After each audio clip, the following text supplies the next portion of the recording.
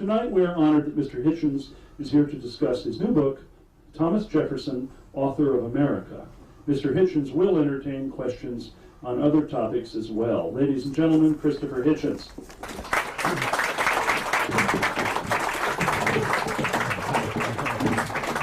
Thank you, Dennis. Thank you very much, ladies and gentlemen, brothers and sisters, comrades and friends, if I can go that far. Yes, good. For coming. I should add that to the very fine list of compliments that Dennis just regaled you with, that I was recently called by Mr. George Galloway, a British Member of Parliament, a principal lobbyist for the Iraqi Ba'ath Party, and defender of the forces of jihad and profiteer from the oil for food scandal, that I was a drink-sodden ex-Trotskyist popinjay, some of which was unfair. There is another saying from Roman antiquity, now I think of it. I think it's from Virgil. It says, mutato nomine et de te fabula narrator. Change only the name, and this story is about you. And I include this in my study of Mr. Jefferson because it seems to me that anyone interested in the American experiment, the American Revolution, and in the multiple contradictions that arise from it, both personal and political, has to be interested in him. And since I know that people come to stores of this exalted kind not just to listen but to speak, and I'm counting on it, I'll be brief, and you'll forgive me my condensation, but I'll say why I think this applies and how, under just a few headings: the Enlightenment, the Revolution, war, and nation building, and slavery. Philadelphia in the late 18th century was not perhaps exactly 5th century Athens, but it was an extraordinary magnet for intellectuals and scientists and rationalists and philosophers. All of them, in my opinion, definable as men of the Enlightenment, and the Enlightenment definable simply like this: once people have worked out that God is not going to help you, that you're to that extent on your own. There may be a God, but he doesn't care about you. You have to take your own responsibility. That's what the Enlightenment means. Where religion ends, civilization begins, approximately. Once you've worked that out, then a huge number of things can happen all at once. I would instance just a few. Vaccination against cholera. Timothy Dwight, the great divine of Yale University, still celebrated by Christian Americans, denounced vaccination against cholera because it was an interference with God's design, which, if you believe in God's design, I presume it is.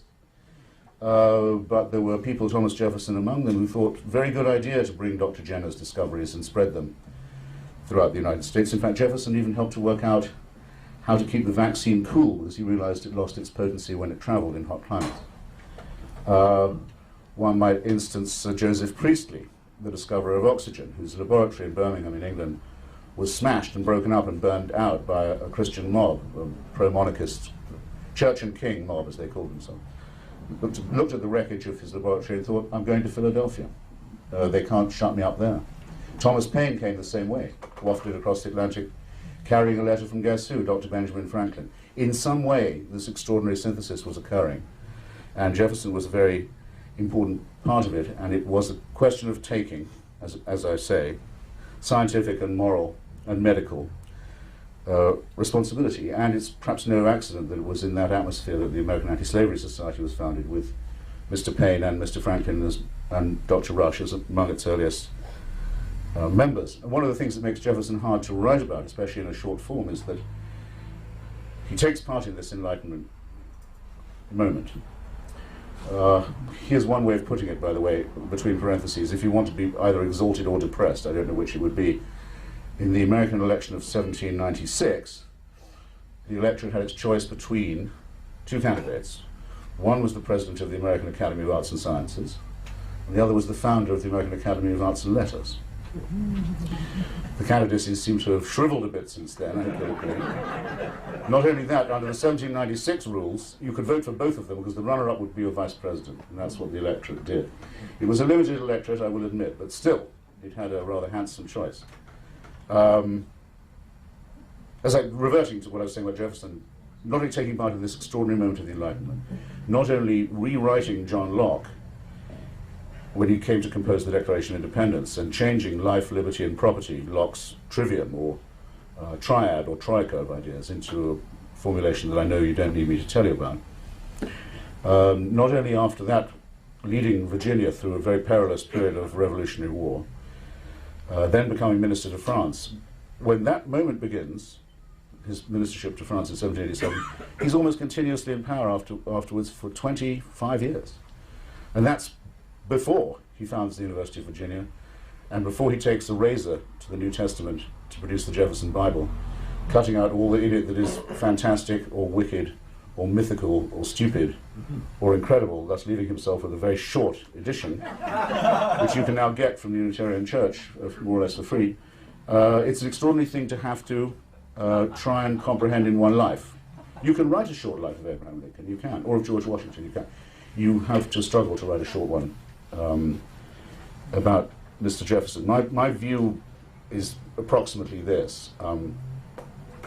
The other day in Berkeley, it was decided to rename the Jefferson Elementary School for reasons I'm sure you can guess, comrades. How could Berkeley lower itself to have a school named after a slaveholder and adulterer? To Sequoia School, Sequoia Elementary. And I thought, I could get angry about this. I could try and be funny about it, after all. Why not? The trees were there first. It's an arboreal republic. Or I could just say, who cares what they think? It doesn't matter, because there wouldn't be a United States. There wouldn't be a United States extending as far as Bishop Berkeley had in fact imagined it one day would, to the Pacific coast, materialized by Thomas. There wouldn't be any of this if it wasn't for Thomas Jefferson. Which is why I have to quickly mention war and revolution and its awful corollary. Jefferson had what I would describe as an almost Leninist attitude to inter-imperialist contradictions.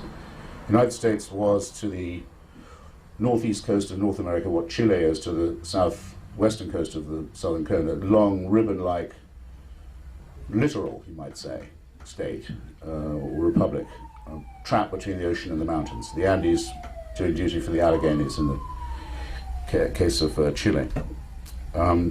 Three great empires, the British, the French, and the Spanish, held most of the rest of the continent and the Caribbean, and the approaches to the Atlantic.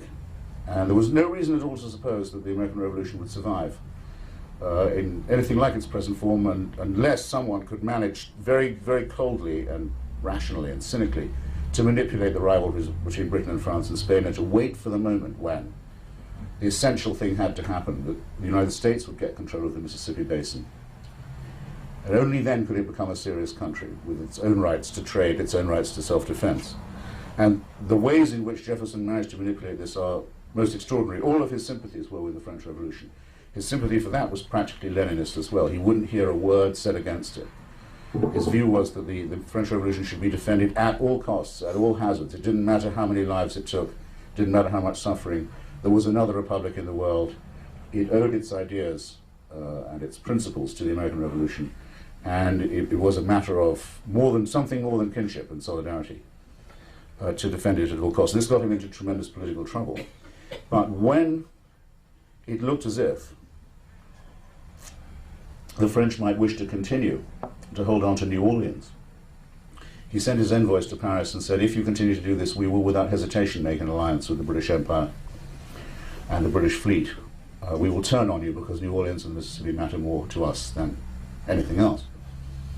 And further charged his envoys with a secret budget with which he didn't bother to trouble Congress to bargain for the Louisiana Territory, and in the end to get it all. And as Henry Adams, who puts it best, phrases it, to double the size of the United States in one day at 10 cents an acre. And that announcement was made in the Gazette in Washington, D.C. on the 4th of July, nicely enough. And later on that same afternoon, Messrs. Lewis and Clark received their commissions to embark for Pittsburgh and for the West on the same day. Because Jefferson wasn't just improvising, he had a plan for a long time.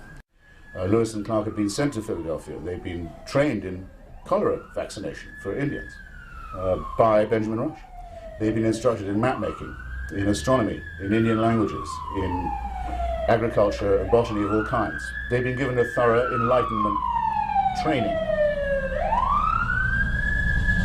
It was, in fact, the greatest Enlightenment project ever conceived, and on the day of the Louisiana Purchase announcement, as he sent them out, Jefferson was able to tell them, when you treat with and deal with the Indian monarchs and leaders who you will meet, and I urge you to treat with them with great respect, you will be able to tell them they already live in the United States. They owe no further allegiance to any empire, or any emperor, or any European monarch. And at that point it's become very clear that we will one day be sitting in La Jolla discussing this question.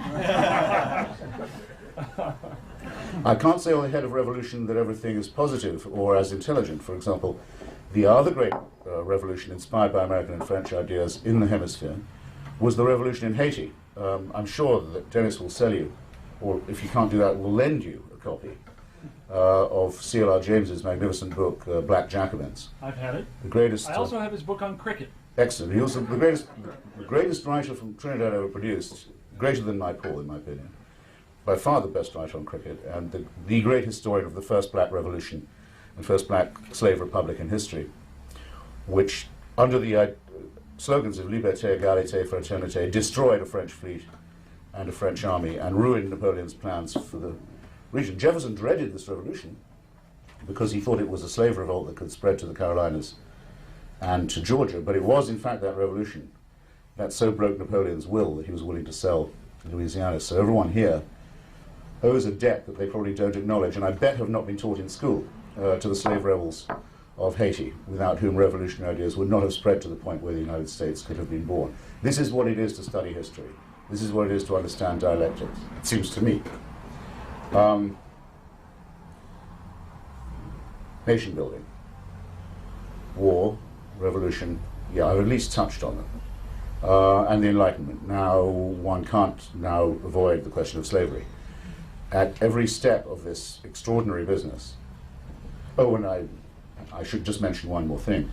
Jefferson is the first president to send the United States to war. He's been brooding for 20 years on the necessity to punish the Barbary states of North Africa, as they're vulgarly known. That's to say the member states of the Ottoman Empire on the west coast of Africa, now known as Algeria, Morocco, Tunisia, and Libya, who supplied themselves and kept themselves going by the forcible impressment of sailors, the kidnapping of slaves, and the capturing of ships and cargoes. The best modern historians now estimate that between about 1650 and 1812, upwards of 1.5 million European and American slaves were taken by this system, which justified itself from the Quran, said we are entitled to enslave infidels and to take their property, and kept in the most appalling conditions, and of course negated, prohibited free trade in the Atlantic approaches, Straits of Gibraltar and the Mediterranean.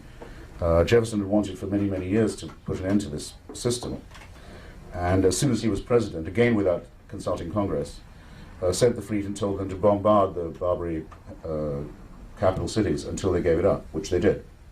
He didn't tell Congress until the fleet was so far away that it was beyond recall. It wasn't exactly a regime change policy, but it was a regime behavior modification policy.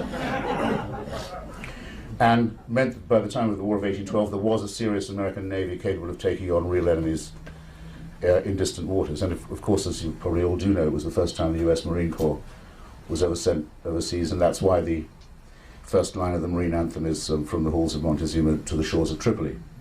And I mention it because that was at least one slave trade that Jefferson put down. We can thank him for that much. But at every other stage of the career I've just been very, very briefly sketching, the original sin, the taint, the stain of slavery is present at all times. It means that the Great Enlightenment document, the Declaration of Independence, which first says life, liberty, and the pursuit of happiness, and first proposes the idea of the consent of the governed, which is why we can link Jefferson's name to the word democracy, is maimed even as it's being written, because the paragraphs that Jefferson wrote saying that slavery should not be legal in the United States were struck out in committee, because without the slave states of Carolina and the Georgias and the slave traders of Connecticut and New York, consensus could not be achieved. So at the very beginning of the United States, there's an original sin, and the Enlightenment project is negated. When Jefferson purchases Louisiana, an idea that he may well have got from Thomas Paine, who had certainly been a long advocate of it, Thomas Paine and Joel Barlow and other friends of his go to him. They say, Mr. President, we can start again now. We've doubled the size of the country, at 10 cents an acre at that. We can begin again without slavery. Don't import any slaves to Louisiana, Mr. President. Don't do it. Send instead some thrifty German settlers and farmers. They'll make this desert bloom. But Jefferson is in such a hurry to get the sugarcane cut, that the sugarcane economy back on its feet to compete with other Caribbean powers. He says, no, we have to have slaves right away. And so slaves begin to be unloaded at New Orleans, and there is no new beginning, and everything is ruined. Just as those who believe that all labor-saving new modern devices were part of the Enlightenment failed to notice that Mr. Eli Whitney's cotton gin was going to prolong the cotton economy and make it more profitable and more labor-intensive and more durable and more extended. So it isn't just that Jefferson fails to abolish slavery, it's that he extends it, deepens it, prolongs it. And because of the new states that are carved and cloned from the Louisiana Territory, gifts to the next generation approximately 50-50 slave and free states, which means that there's going to be a terrible war. And as Mr. Lincoln later was to say, and the war came. It's Stein also, not just on his nation building, not just on his Enlightenment project, not just to comment on his war policy, not just to comment on his brilliant handling of foreign policy, but it's also Stein, as everybody now knows, on his own private life. People may differ as to whether it was nasty of him to screw Sally Hemings or to own her. I think owning her was worse myself, but the moralists would say that having sex with her was worse than owning her. Whichever it is, and she was his wife's half-sister at that, so you know what life was like down on the old Charlottesville plantation. His wife and his mistress had the same father. That's why I return you to where I began. The descendants of that relationship now live among us, happily, and as free citizens. The one thing Jefferson never believed could happen. Actually, Sally Hemings and all her children passed as white in the census of 1830. You can get a wonderful book now, pictures of all the descendants from both sides of Jefferson's family. But we have not, I think, by any means reached the point where these matters don't have to trouble us anymore. So, distrustful though I am of the idea that the personal is political, normally whenever anyone says that, you know there's some hysterical bullshit about to follow. There is a sense in which it is true, and there is a sense in which, yes, this story, the story of Thomas Jefferson, is about you, is about all of us, and will stay with us for the rest of our days. And so with that, I'm very grateful for your coming, and I'm all yours. Thank you.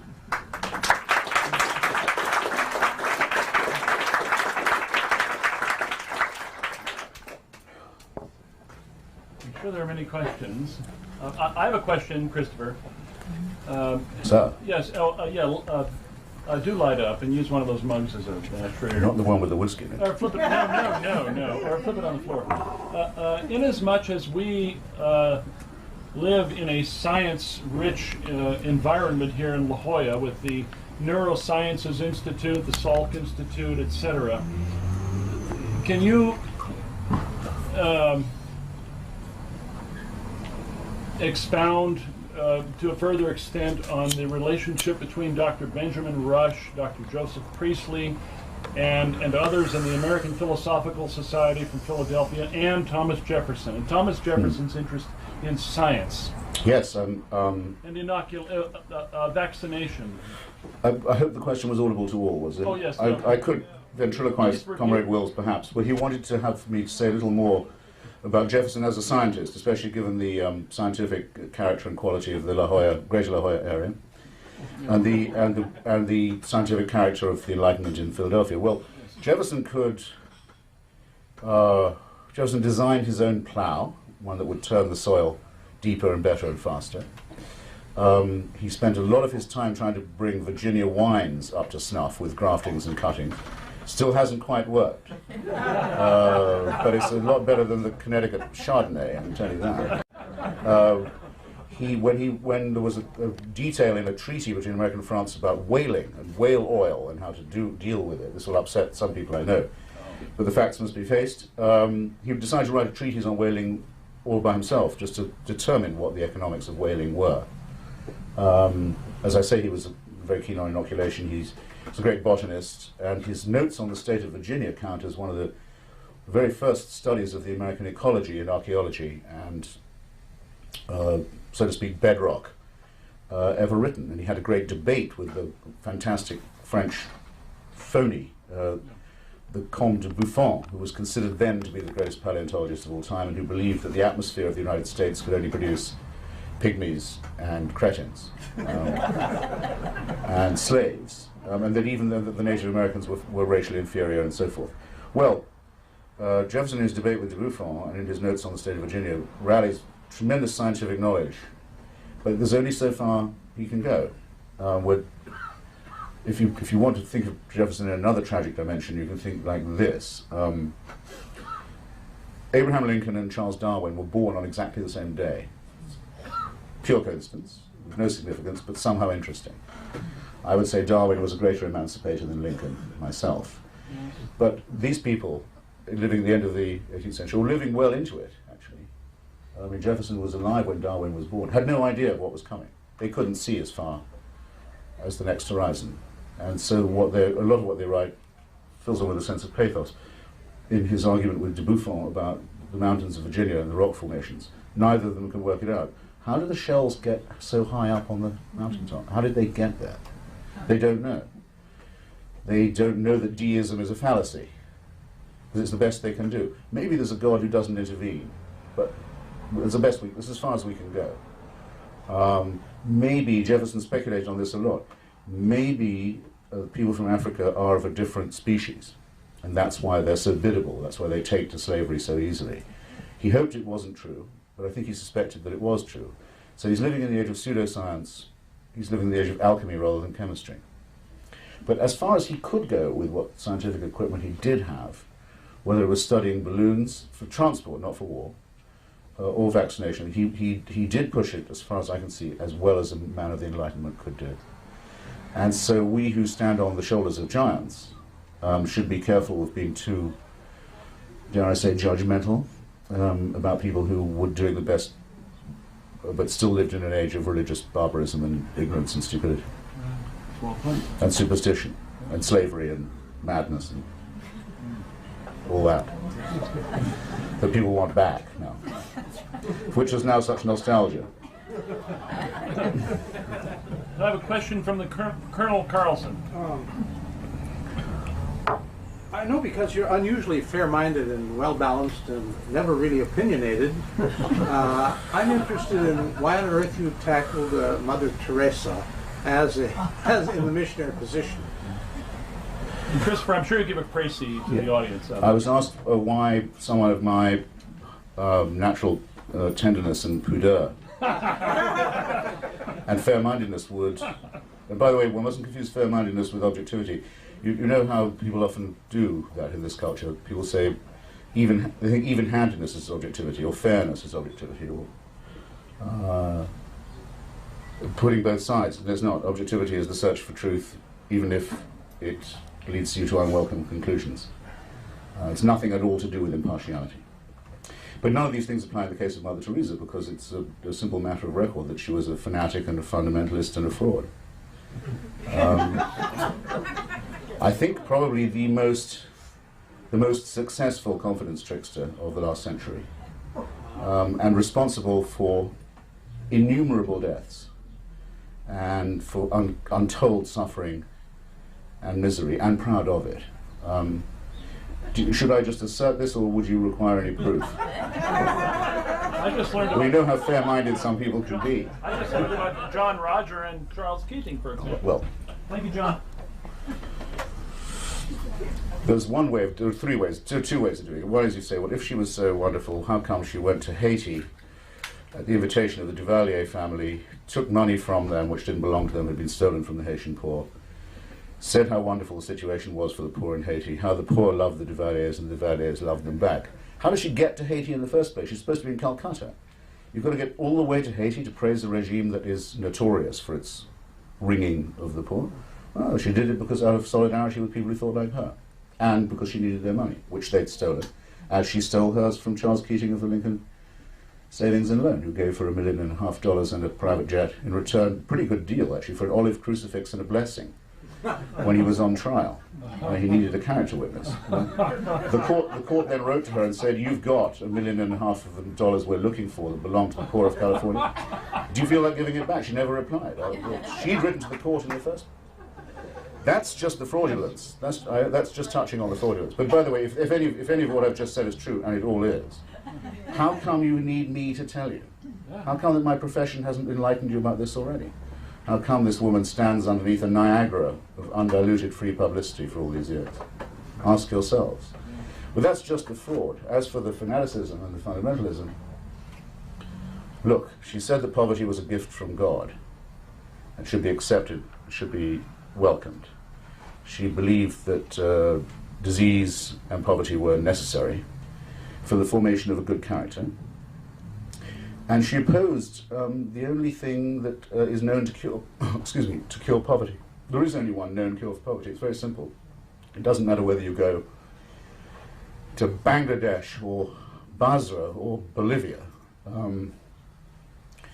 If you can give women control over their rate of reproduction, and come back to that village in 10 years' time, everything will be better, right away. It's the only thing that works. If you can throw in a handful of seeds and a bit of credit as well, and generally try and funnel it through the mothers and the wives, it will be enormously better right away. But nothing else works, and if you don't do it, people die all the time very horribly, and they have appalling diseases like polio that they can spread to other people. Well, Mother Teresa spent her entire life saying that that solution was impermissible. She waged her entire life making sure that didn't happen. So I wish there was a hell to which she could go, because she has a lot of death on her conscience, and a lot of misery, and stupidity, and ignorance, and dirt, and filth, and disease as well. Poison, a poisonous woman patronized by a poisonous pope, whose national security advisor she was, while they could both breathe. I don't miss them, and nor should anybody else. Religion is the enemy. How much is it going to take to convince us of this? Faith is not a virtue, but if it was, it would be the most overrated of the virtues. No, question right here in front, Christopher. You've written about democracy being something that's highly susceptible to being exported. And, we're trying that in Iraq, and I'm not going to hammer on that. I'm just curious if you have any observations how that should have been done in Iraq. The gentleman asks whether I think, or if it's the case that I think that democracy is for export. Would that be a fair praise? Well, no, I mean, you've stated that yes. in your writing. To which the answer is yes, I do. And then he asks, what about Iraq in that context? Well, how do you think it should have been done? But have I summarized, for those who can't hear you, okay. Would you accept that as a précis of your Sure. question? Well, I don't know of any case where democracy has been implanted except by export, as a matter of fact. With the possible exception of the English Revolution of 1640 and the resulting civil war and the execution of the king and the establishment of Parliament, which was reasonably homegrown, but had to be defended against interventions from outside, trying to prevent its spreading, which is the corollary case from the papacy and the royalist powers of Europe, and which is a revolution that is germinal for Thomas Paine and for the American Revolution also, and the Scottish Enlightenment, and eventually the French Revolution. Were it not for the French, the United States certainly would not have had democracy. It was only the force of French arms that expelled the British Empire from North America. And that wasn't even a democratic country during the intervening. It was King Louis who did that. To the extent that, say, India is a parliamentary democracy, it's not because of indigenous conditions. It simply has to be conceded. Most Indians would concede it. There had to be a collision between an admittedly very civilized and very advanced Indian society and culture, which had never had even the idea of democracy or the free press or the printing press at all, before this germinal process could begin. Western Europe, which likes to pride itself on being the cradle of democracy, would be not just itself a despotism, but would be the cause of despotism in others if it hadn't been bombed to rubble and started all over again by the force of British and American power. There would be no such thing as the United Nations if it weren't for a coalition of the willing that said you can't join the United Nations unless you've declared war on European fascism. And the same would apply to Japan and to many other places. So I'm afraid to say that democracy and export are to be mentioned always in the same breath, because that's the breath that they occur in. My opinion, if you want to hear it about Iraq, is more or less congruent. Coexistence with totalitarian, expansionist, aggressive ideologies in state form isn't possible, which I'm glad is the case, because I don't think it's desirable. It's only a matter of who picks the time of the confrontation. I thought it was nice that just for once, Saddam did not pick the time of the confrontation this time. And the knock-on effects of this in Lebanon, in Egypt, in Libya, and elsewhere, and I hope soon in Iran, have already been very considerable. The implanting of the democratic idea by shock therapy. We might wish it otherwise, but we would only be wishing. Thank you. Sure. There's a...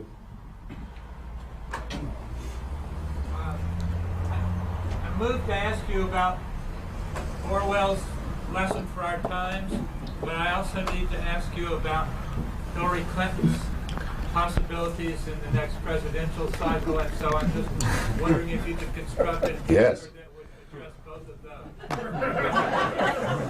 those. Look first upon this picture and on this. You remember how Hamlet says? Look first upon this picture and on this, Hyperion to a satyr. So we go from the sacred to the profane. Actually, there's nothing sacred about George Orwell. George Orwell is simply a very good example of what intellectual honesty can do, intellectual integrity can do in the hands of one unaided person who never had a steady publisher, a steady job, a steady place to live, was always ill, was always poor, was always censored, but who managed to outlive and to diagnose correctly the three main problems of his time, which were Stalinism and fascism and imperialism. And so that's an imperishable example.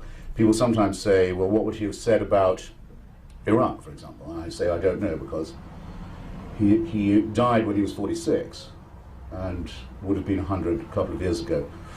So there's no point in doing that. I'd love to, but I can't. I can tell you what he would have said about Vietnam, because I know what he thought about European colonialism in Asia, and I've read it, and I've looked it up, and it's very clear to me that he would have been against the Vietnam War. The neoconservatives say he would have been with them. On Indochina, he wouldn't. I can be pretty confident on the as-if in that case. By the way, if I'm allowed a parenthesis, I was at a seminar on biography at the Smithsonian the other day. I was invited to be a participant, and one of the many distinguished people who were there, more senior than myself, Michael Corder, who's just done an excellent book on President Grant, General Grant, in the same series, said, you mustn't ever write a biography in which you say, at this point he or she must have thought, or must have felt, or must have. You're not entitled. And you'll lose your integrity as a biographer, and you can't know it, and you shouldn't do it. And I thought, how right that is. I've nodded at that so many times. But, having just written about Thomas Jefferson, I don't completely agree with this anymore. Because I don't know anything about anything if I don't know what Thomas Jefferson thought and felt when he first saw Sally Hemings in Paris. I know exactly what he thought. I'm not a male or a mammal if I don't know what he thought. What he thought was, maybe for the first and only time in his life, man, there is a God. So, no rules are iron, but this one is fairly inflexible. As for Mrs. Clinton, look, after all she's done for us and all she's suffered on our behalf, she feels she's owed the presidency. And, who could possibly disagree? Her life is meaningless if she doesn't get at least a shot. And one can only sympathize. Unless you think, as I do, that people should be distrusted who are running for therapeutic reasons. Because the presidency doesn't calm those demons, as her husband has already proved. Amply. But look, the reason why we have to think about it, and the reason why your question is a good one, is this. What else can the Democrats do? And if that's the case, what the hell shape are we in?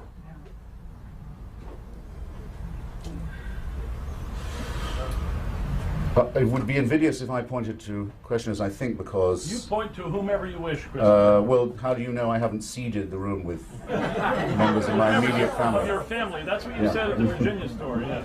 No, but he's not a member of your family. This chap right here. Sir?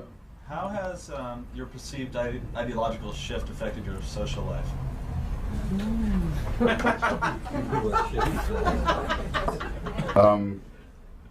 I was asked how my perceived ideological shift had affected my social life. Not much, because I have very few friends, only acquaintances. I've got very little to lose. I don't like most people. I find most people boring.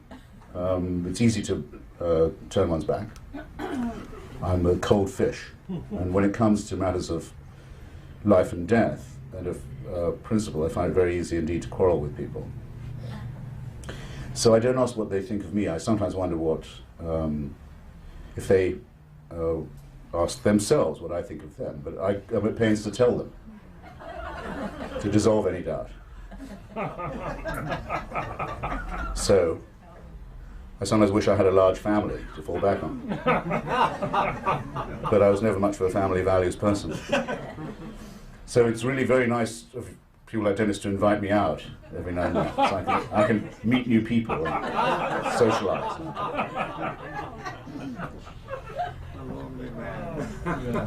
I said the other day, in answer to a question not unlike this, I said, look, I don't want to be loved. And I suddenly thought, that's the most ridiculous thing I've ever said. I terribly want to be loved. I need to be loved. But I don't need to be liked. I don't need to be popular. If you see what I mean. Go for the gold standard while you're at it, as well. Do justice and let the skies fall. Ruat Kailam. Yeah. Yes. What have you done to your women in this town? Is it going to be all chaps all the time? What have you done to them? Ah, suddenly the chicks. Well, okay. I was too shy to look. Western Europe. What is the future of Western Europe? Germany, France, Sweden? It's too broad a question, ma'am, if you don't mind my saying so. I was asked by the lady, what about the future of Western Europe? Could you not put a more rem aku tetagisti? We're all breaking into ancient languages this Yes, year. yes, right. Put a bit more of a needle into that, perhaps. Not just for my sake. Because a boring question can get a boring answer. The future of socialism over there, it seems that they're not going to be able to afford their government. They're not going to be able to sustain their way of living. And it seems that some of the people in our government are thinking that that is a good way to do things and would request more of the workers of the United States to pay more to the people that don't work quite so much. And, yes. If I can condense the question a bit, the lady inquires whether or not, in effect, the Europeans are paying themselves more than they earn and have got too used to a higher standard of living that doesn't quite justify itself. Well, the big difference, I think, between this will be very general, but between the American and the European model is this, that the United States continues to attract quite skilled labor from all over the world. We get the best, often, from places like Vietnam and Korea, Philippines and so forth, and indeed from countries to the immediate south of here. With Europe, which has a continuous need for more labor, they come up against skilled, very entrenched craft unions who don't really want new proletarians on the scene, who might outbid them. So it's not a matter of the employers, it's much more a matter of the unions and what they've become used to with long holidays, a lot of welfare and so forth. Which means, to answer your question about socialism, that the socialist movement is dead by definition because it's rich workers disliking poor ones. That's not exactly proletarian internationalism. The second thing is that most of the immigrants from Western Europe, who want to make up this deficit, come at the moment from Muslim countries. And everybody knows that there's a possible trapdoor underneath that apparent free gift of cheap labor. And I don't think I need to state it any more dramatically than that. The hope was, until recently, that this deficit would be made up in another way from Poland, the new countries, the former communist countries of Eastern Europe. But it's a bit of a race between those two things. But I think social democratic welfarist Europe is pretty much finished, except for the British Labour Party's model. I'm a great admirer of Prime Minister Blair, who's managed not only to be an internationalist, in my view, and to fulfil Britain's internationalist responsibilities to countries we have treaties with, like Sierra Leone, Iraq and Afghanistan, so we won't let you be taken over by gangsters, or run by gangsters anymore. But has also achieved something never been seen in Britain since the Second World War, as a full employment economy and a very high rate of spending on welfare, and a huge surplus. While doing all this, it's really quite a remarkable thing. So I'm quite proud of my membership of the British Labour Party, which goes back now quite a long time. Bring it on. In light of the recent bombings in London, how do you think Tony Blair is going to react to this? Do you think he's going to... They're asking him to remove their troops from Iraq. Do you think the bombings will strengthen his resolve, or do you think he's going to take some notice? Excuse me. If you don't smoke, you should really take it up. Before it's too late.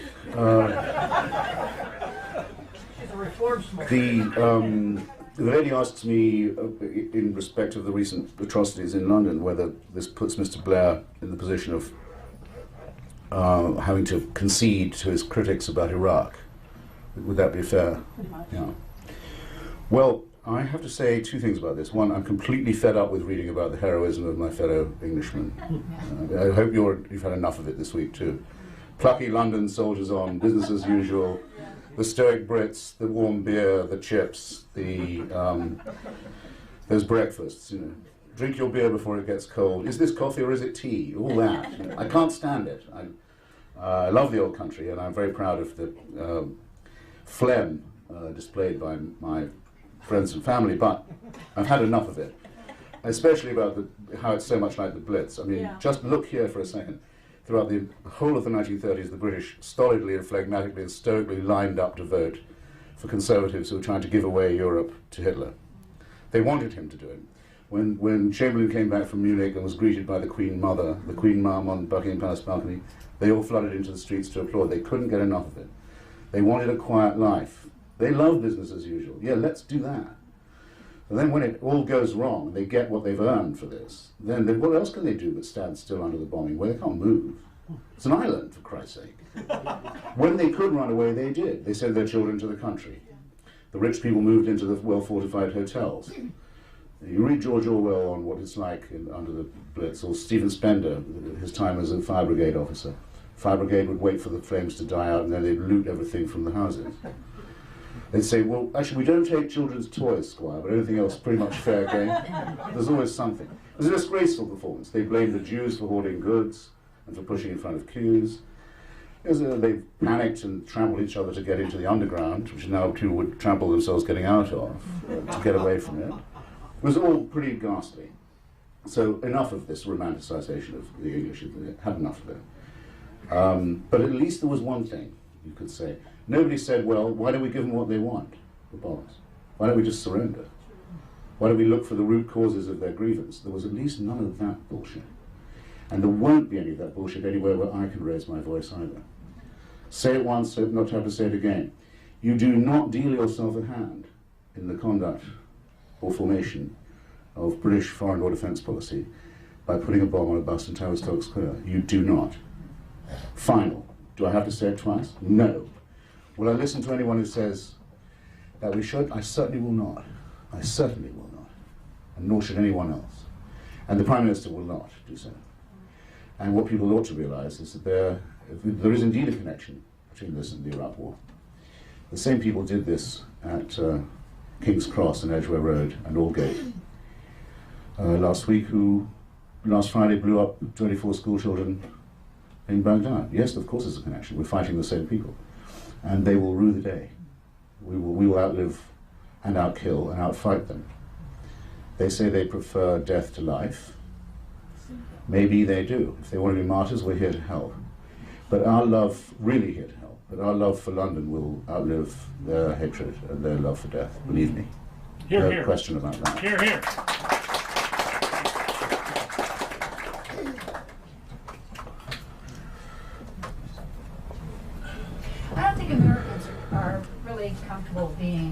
this religiosity on the whole.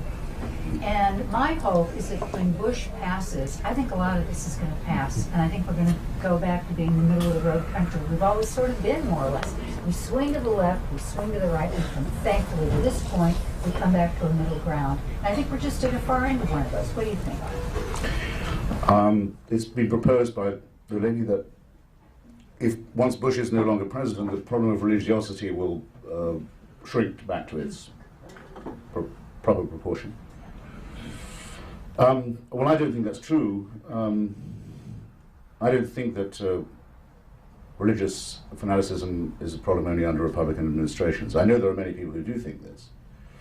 And I know that the Democratic National Committee can always count on shaking the trees and getting an extra few million from Jewish voters by scaring them with the spectre of Pat Robertson. And I've become bored by this over the last 25 years. Pat Robertson either is or is not a problem. He's not a problem only when George Bush is president, excuse me. But I really am a secularist. I really do believe in the establishment clause of the First Amendment. And I really am an atheist. I really think all religion is poison. I don't think, James Madison quite rightly said, there shouldn't be prayers at the opening of Congress. There shouldn't be chaplains in Congress. There shouldn't be chaplains in the armed forces. We're not going to pay for them to have chaplains in the armed forces. Why should we? Look what happened when we paid for Qurans at Guantanamo. You paid to give Qurans to Muslim religious nutcases. Are you glad you did this? No. What if they hadn't had any? They're supposed to know it by heart, for God's sake. No. It says that there may not be any establishment of religion by the government. That's what it says. And it's said in such a form that there's no wiggle room. They shouldn't say, God we trust on the money. All of this. Mr. Clinton shouldn't have gone around every day when he was up against it in the courts with Jesse Jackson and Billy Graham, two of the greatest frauds of the contemporary scene. It was disgusting that at the service at the National Cathedral in Washington, my hometown, where we were burying our dead in the dead of New York, Billy Graham is invited to give the invocation as he would have been by any president since Truman, and said, those we have lost are now in paradise and are happy and would not come back to us even if they could. Bin Ladenism in the literal form. He knows how to get to paradise, and he knows what it's like when you get there. Obscene and disgusting thing to say, and who, I mean, unless New York has changed a lot since I was there last, not everyone who's killed there randomly dies in a state of grace. Did you know, till you read those obits in the New York Times, how many saints there were in the city? I don't believe a word of it. Now, one woman I know, the wife of a senator, walked out at that point. Only one. Quietly, she got up, so I'm not listening to any of this crap. Everyone else said, oh, how wonderful to have Billy Graham to invoke Bin Ladenism over the deaths of our brothers and sisters. No, no, no. This is moral suicide. It's conceding them half their point. We will regret it bitterly.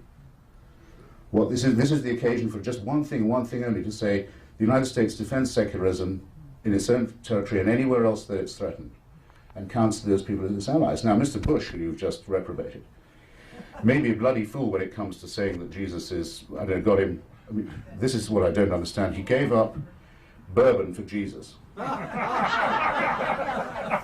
Okay, I try and always be able to see the other person's point of view. Famous for it, can't do that. But, and he, of course, he said Islam was a religion of peace, which is a ridiculous thing to say, but one knows why he said it. I'll give him points for saying it. He said it at the mosque in Washington. I was there. I know why he said it. It's still a fatuous remark. But he knows, whether he understands it or not, that the only allies the United States has in Afghanistan and in Iraq and now in Lebanon and elsewhere, increasingly, are the secular forces. It counts as an irony of history. The success of Bush's foreign policy depends on the success of secularism in the Muslim world. And that's why it's appalling to see so many liberals making excuses for Bin Ladenism and jihadism as if it was some kind of fucking liberation theology, which it is not. It's the most reactionary ideology in the history of the human race. It means business, it means slavery, it means mass murder, it means bigotry, it means the abolition of culture. And there are people who say we have to understand its deep-seated nature, which we certainly do, but not by apologizing to or retreating from it. The President's got that bit right. Good for him. To that extent, I'm on his side. Oh, Christopher, On the point of secularism, could you speak to some extent on your recent trip to Iran and about which you wrote in Vanity Fair?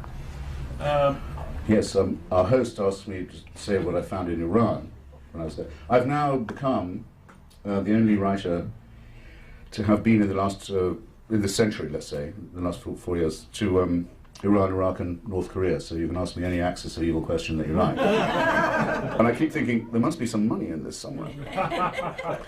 But in Iran, there's the most extraordinary state of dual power, really. The mulocracy, the Khomeini-founded theocratic dictatorship, holds the country in trust. It believes it owns Iran and all the people in it. It operates on a theory of government that's called the vilayat-i-faqih, which is the trusteeship of the clergy. The clergy are everybody's parents. They own the country. They are the parents of everybody in it. They decide who can run for election and who can win. They decide what can be published and what cannot. They have a simulacrum of an open society. But it's a bogus system, and when it's challenged, it resorts to violence and sadism. And it still considers, of course, 50% of the Iranian population to be beneath contempt. That's the say of the female half. It threw away so many people in its hysterical war with Saddam Hussein by the human wave tactic, the obscene suicide, we love death tactic. This is what it really means in practice. It means you take children out of school and you put them in the front line and you shove them across the minefield towards Saddam Hussein's machine guns, which are not going to be sentimental about children, you know that, to clear the mines and to try and clear the barbed wire. That's what it means. They lost maybe 1.5 million of their kids that way. At the end of which, they had to admit defeat, discover that God wasn't on their side, which I could have told them. But did they listen? No. And to say, well, we'll pay every woman in Iran an extra several thousand riyals because they have an oil price that allows the subsidy of a great number of things, if they'll have 3 or more children.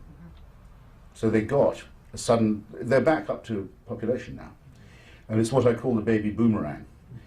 Because the children who were born at this time, and who are now, we think the best estimates are that about 50% of the Iranian population is under 25, all hate the mullahs, hate them, and hate the ghastly rule that they, so the regime that spawned them is being turned on by them. They all want to live in California. They all have satellite dishes. They all know what's going on. They all want to read, they want to travel, they want to be able to hold hands with someone who isn't an immediate relative. Because if it's not an immediate relative, you can be flogged right then and there. Or hanged on a crane. Or hanged on a crane, or, if it's really serious, and if you're sentenced to death, as you may know, Islamic juridical law says you cannot be sentenced to death if you're a virgin. So they rape them before they hang them, so they're not virgins when they hang. Okay. Believe me, all this goes on. Bear it in mind the next time someone tells you to know what their grievances are. That's what their grievance is. There are unveiled women around the place. East Timor has been freed from Indonesian control. That's their grievance. Just, yes, by all means, study what their grievances are. And bear in mind what they, if you wonder what they have in mind for you, see what they've got in mind for Iranians. So, this is going to be a big battle in Iran. There's going to be tremendous tussle there. And once again, I believe that the President has declared in advance that we're on the right side of it, and should be praised for doing so. A question for... This gentleman, I promised I wouldn't do it, but he's really had his hand up for an awfully long time. Well, I've been curious all day. I was thinking about asking you what your thoughts were as a historian and a scholar about the state of human intelligence. Do you think it's getting better or worse? Well, given all your subjects tonight. I mean, I'm hoping for the artificial, because the real is pretty disappointing. I mean, Can you give a praise? just as I have a fetus in my own freezer waiting for the stem cell, I'm holding out for stem cells.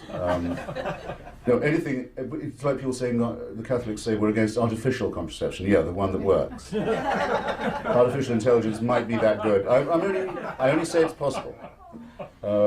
We are a very poor species as it happens now. I mean, anyone who examines themselves with any honesty has to know that the theory of evolution is correct.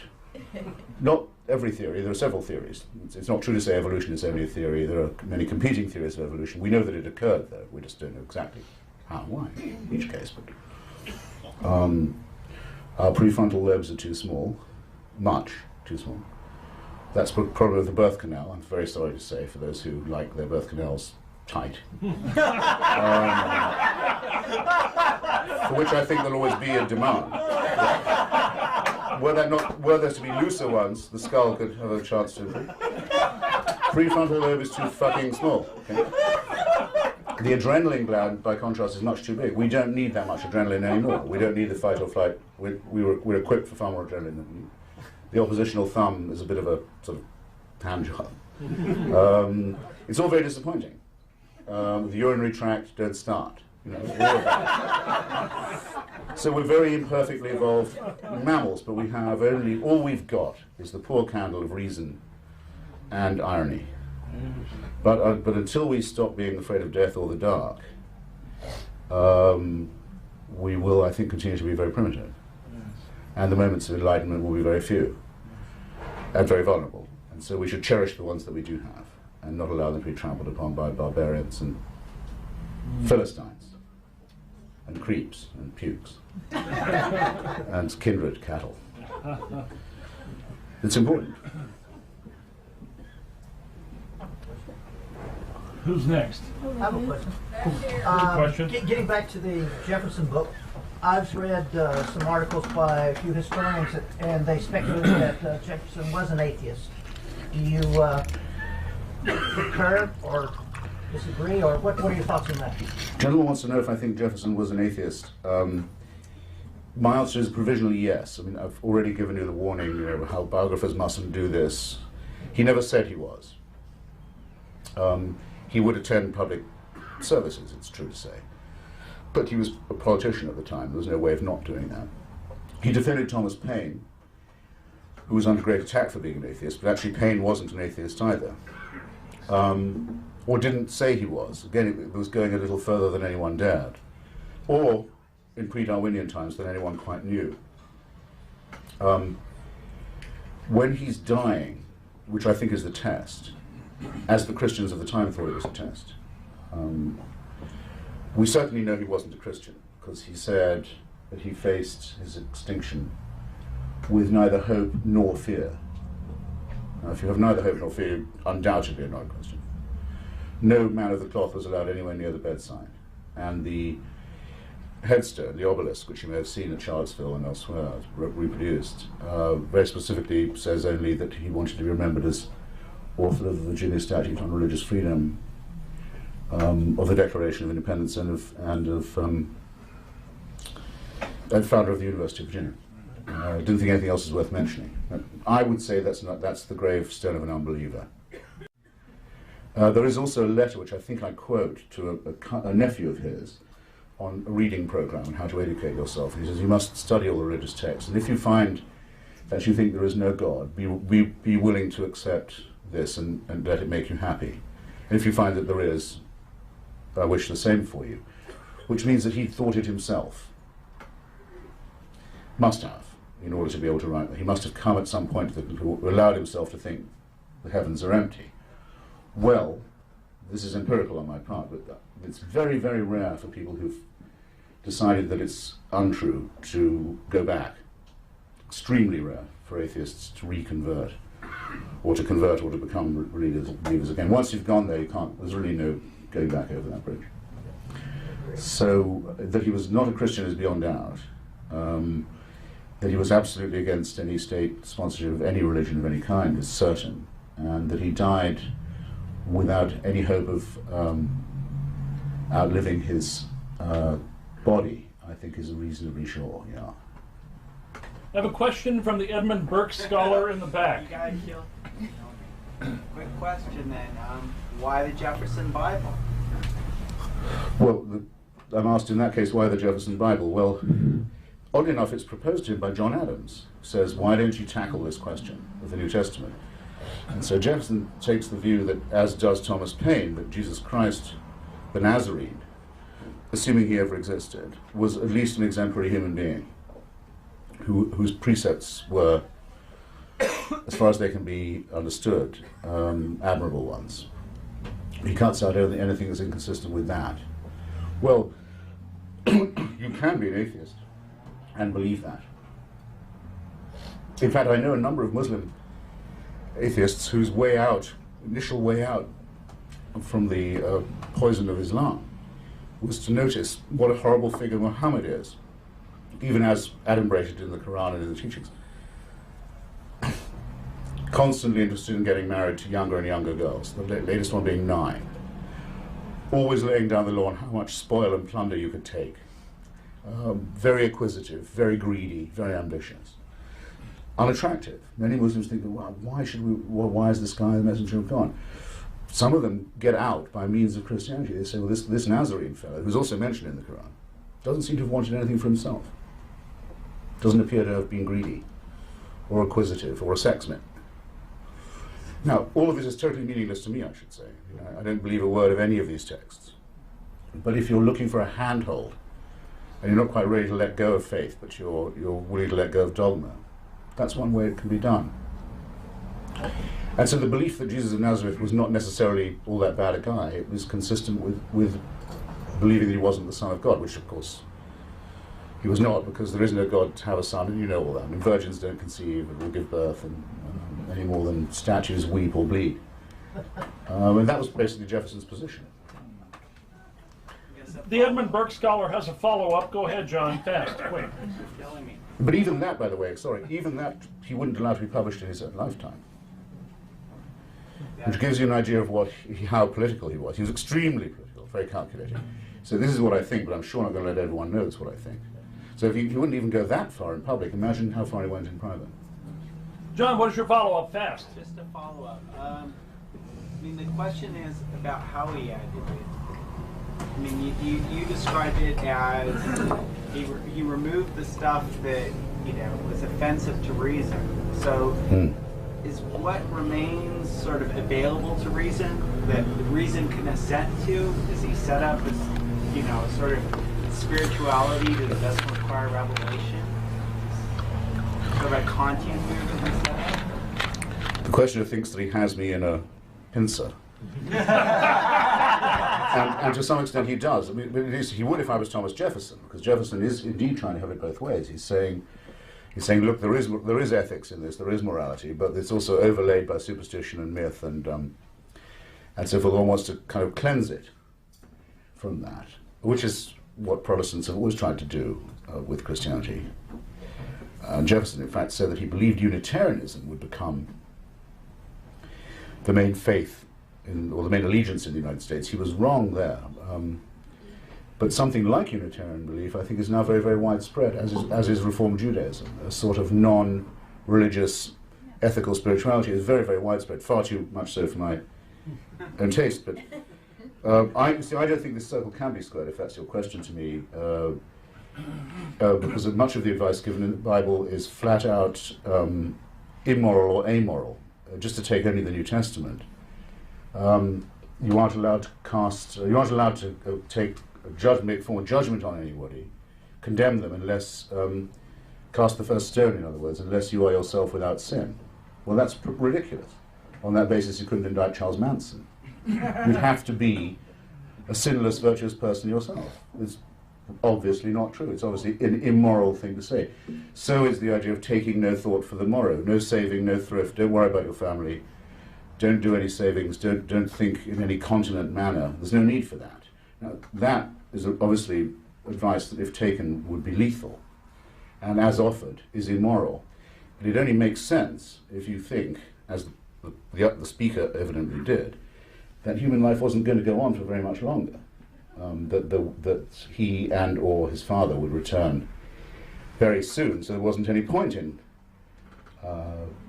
looking after your children or planting next year's crops or thinking about the future or building or anything of this sort. This is what's now called, in our mad Christian culture, pre-millenarian dispensationalism. There's no point in caring about the forests or the oceans or the atmosphere, because it isn't going to matter for very long. I regard that as an obviously self-evidently evil doctrine, on all fours with jihadism. It doesn't deserve to be protected by the definition of it being a Christian thought. That only makes it worse. Oh, We're making a rod for our own backs. Anyway, Jefferson, as I said, born in the pre-Darwinian Dark Ages, wasn't quite able to reach out and grasp that nettle. There's another chap over here to your right with his hand up. I'm curious, what's your take on the state of the press in the United States? And also, do you have any thoughts, and I'm curious if you read any blogs and what your thoughts are on them. Some call them the hope for citizen journalism and all that. Curious what your take is on that. The gentleman asked what I think of my profession, journalism, at the present, and Thank you, my good man. and whether I think that the blogging, the rise of the blogger, is that of the citizen journalist. Was that a fair summary? Well, I became a journalist because I didn't want to have to rely on the press for information. And I'm very sorry for people who do think that that's what they're getting when they buy the New York Times in the morning. I only read it to make sure that what everyone else thinks is going on, because it's useful to know what people think is the news. And none of my sources are from the press, and I don't watch the television at all. And yes, from bloggers and their allies, I get most of what I think I need to know. And I'm very happy at the possibility, well, the evident likelihood now, of the decline of the networks and of the flagship newspapers, which seem to me to be just engines of reassurance and consensus and bad writing, poor English. Let them all die, I don't give a damn.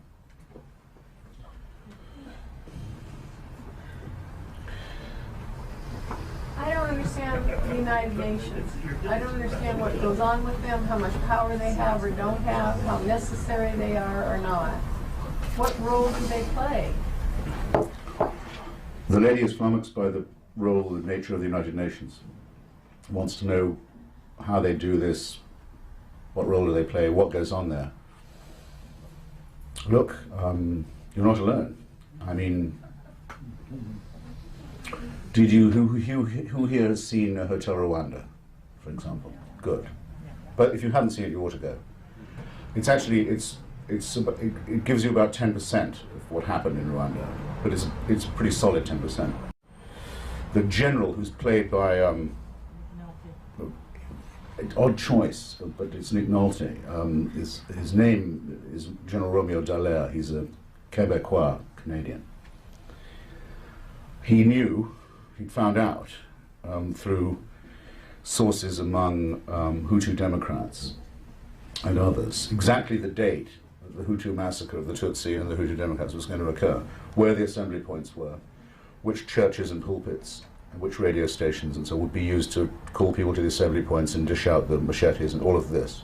Not just machetes, by the way, that's a cliche about Africa. These are fragmentation weapons as well, on which Rwanda had spent most of its budget for genocide. So he called up the UN. He said, we have a very small mission here, but we know what's about to happen. If we tell the government what we know, and if meanwhile we double the size of the UN force from, say, 250 to 500, we have a chance of putting them off doing it. They might wonder if they were going to get away with it. Those faxes, which I've read, landed on the desk of Kofi Annan, who threw them away. Mr. Clinton instructed Ambassador Madeleine Albright, as she then was, to veto the resolution that was put into the UN by the Czech Republic, calling for a strengthened UN force and a warning to the Rwandais genocidaire regime. It was vetoed by the United States. Then supported a French intervention, military intervention, which was on the side of the genocide forces. I mean, I could go on about this. In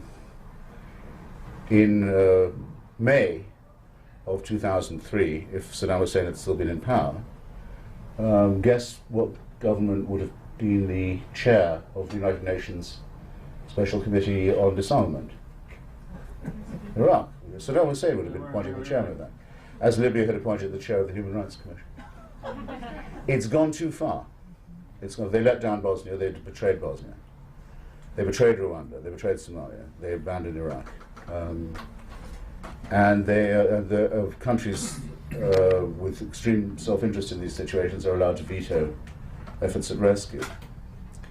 So the best UN people that I know believe two things, basically, if you want to think about reform at all. It's a very long subject, but first, that the permanent 5 members of the Security Council, that's the coalition of the willing, the countries that declared war on the Axis, which could veto the membership of any country that didn't join, didn't declare war, which is why Spain, for example, wasn't allowed to join the UN until the 50s, or Ireland, because they hadn't declared war on Hitler. And this permanent 5 is a farce now, because it used to be basically Taiwan, the US, Britain, Russia, and France. It should be expanded at least by 2 members. I would say India would be the most obvious one, a democratic, pluralist, secular, multi-ethnic country with a huge economy and a great civilization. And either, I would say, South Africa or Brazil. Don't know. One of those, at least 2 of those 3. And a veto should require 2 votes, not 1. No one country should be able to veto all the other. That on its own would be a great thing. As it happens, though, in my opinion, the United States is the only one that represents the unspoken for. But only the United States ever gets called unilateralist. I mean, the day I read the word unilateralist in the same sentence as the word Chirac in the New York Times will be an interesting day, but I don't expect ever to see this. And France bombs West Africa every day without, and invades Ivory Coast without even telling the UN, let alone asking. Explodes atmospheric and nuclear weapons in the Pacific, shoots and blows up Greenpeace vessels that protest about it, uncondemned, and sent a military expedition to Rwanda on the side of the genocidaire regime, unpunished, and is described as, but the French, the Europeans, take this more broad and general and mature view, while Mr. Bush and his people are unilateralist. Don't believe this stuff, don't be believing it. Take it from a European. There's no reason for American masochism on this point. This was to, for once it was decided, let's enforce the resolutions for a change. Let's put the offending government in the frame for a change. Let's give them a cut-off point for a change. Let's mean it for a change. And everyone grizzled and whined. They still do. This is masochism. There's no need for it. Christopher, maybe a couple more questions. There's a gentleman to your right in the... Reagan won this TV poll the other day for the greatest American president, which was a profound shock to me, but not a surprise.